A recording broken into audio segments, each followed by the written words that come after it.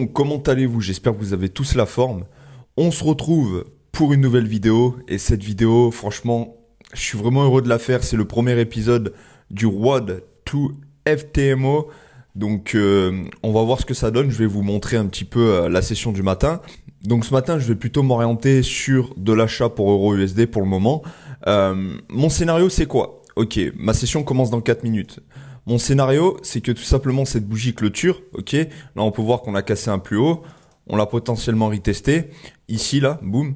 Et ce que je vais faire, c'est tout simplement attendre la clôture. Si elle se clôture comme ça, en plus on a la clôture 1 heure, ok, qui est à peu près comme ceci, eh bien je vais tout simplement anticiper la prochaine bougie.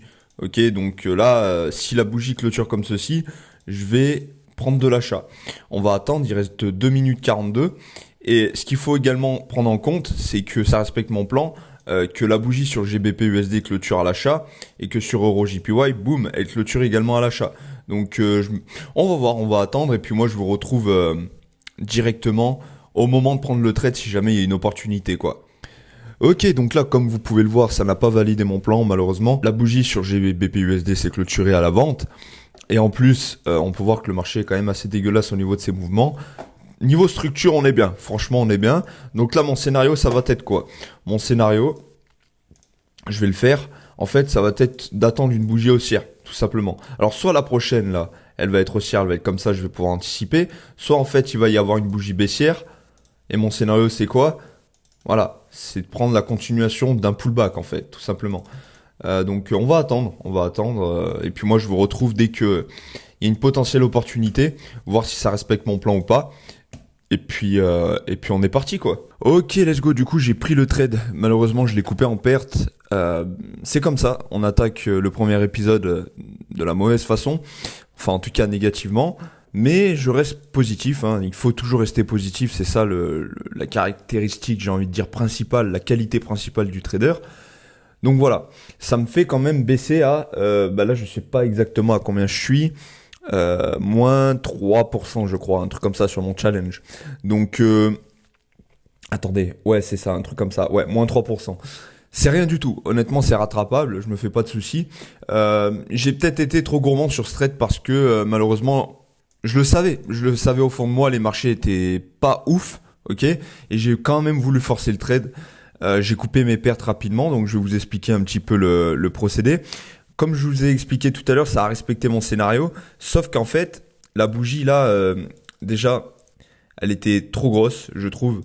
Vous voyez, ça a fait mon petit pullback là avec la bougie et j'espérais une continuation. Enfin, du moins, je sais pas que j'espérais, j'avais anticipé une continuation. Les marchés n'étaient pas, leur mouvement, je le voyais, c'était indécis. Et malheureusement, j'ai quand même forcé le trade, mais c'est pas grave. Regardez ce qui s'est passé. Donc là, je l'ai pris ici. Hop, en plus, on pouvait bien identifier qu'on était dans une phase haussière. Bon, je l'ai pris ici, il allait en profit, boum, dès que la bougie a commencé à pousser en momentum, ici, je l'ai coupé à la moitié. Donc, moins 0,5% sur ce trade. Voilà. Maintenant, qu'est-ce qu'on peut en tirer de positif et de négatif? Donc, ce que je peux en tirer, c'est que j'ai pas eu peur de le prendre. Ok, j'ai pas hésité, j'ai placé mon buy stop, etc. En principe, je l'ai bien géré. Ok, c'est pas en principe, c'est que je l'ai bien géré. Pourquoi? Parce qu'en fait, quand le prix vient défoncer mon buy stop comme ça et que il se retourne directement, sans réfléchir, je le coupe. Faut pas que j'attende et que je me dise oh j'espère. Vous savez cette façon d'être tendu comme ça là et de se dire je pense que le prix va remonter, pitié qu'il remonte. Et alors que mon plan me dit de couper à la moitié, 0,5%. Donc c'est ça qu'il faut prendre en considération. Et là, j'ai bien respecté mon plan.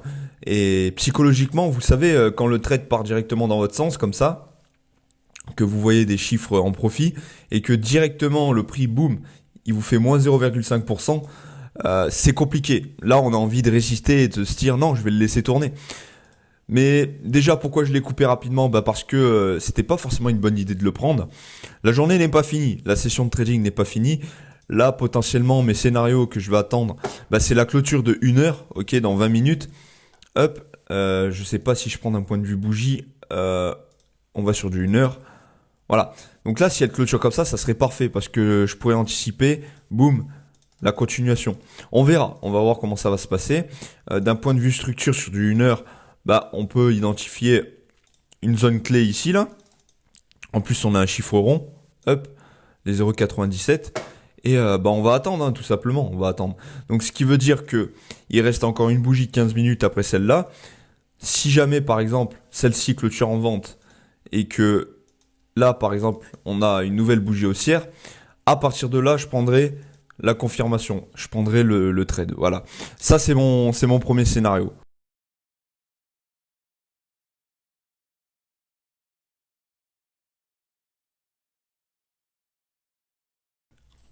Bon, honnêtement, les gars, je me sens vraiment pas bien d'un point de vue psychologie là. Je vais vous expliquer pourquoi. Et je préfère transmettre tout ce que je ressens, du moins les choses les plus importantes, pour que ces épisodes soient vraiment impactants pour vous, quoi. Pour vous dire, wow, je ne suis pas seul, je ne suis pas seul.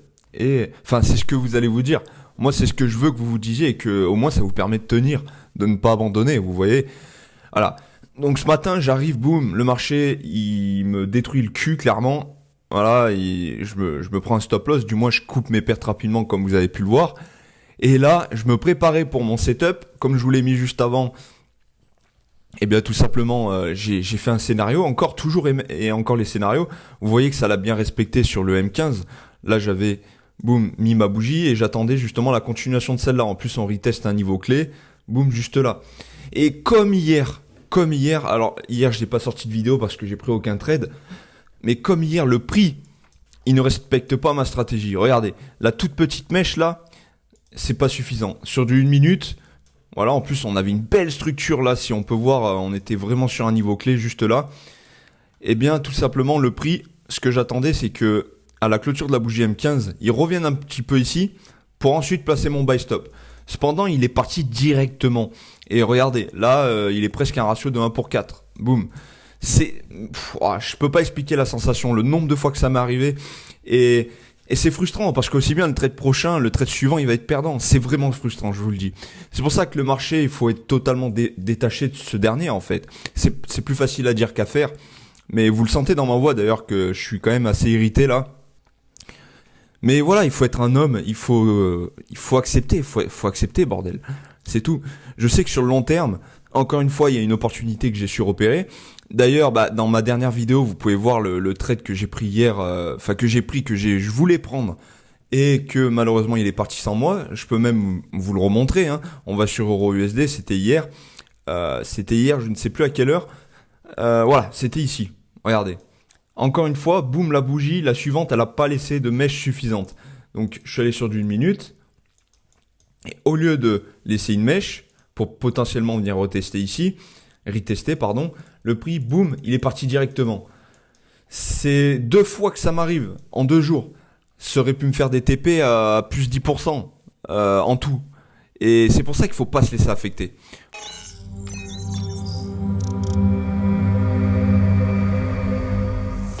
Bon, c'est la fin de la session.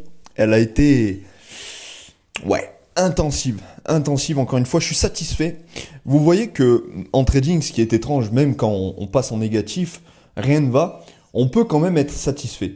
Pourquoi? Parce que déjà, j'ai pu sortir ma première vidéo What to FTMO Challenge, ça me tenait à cœur.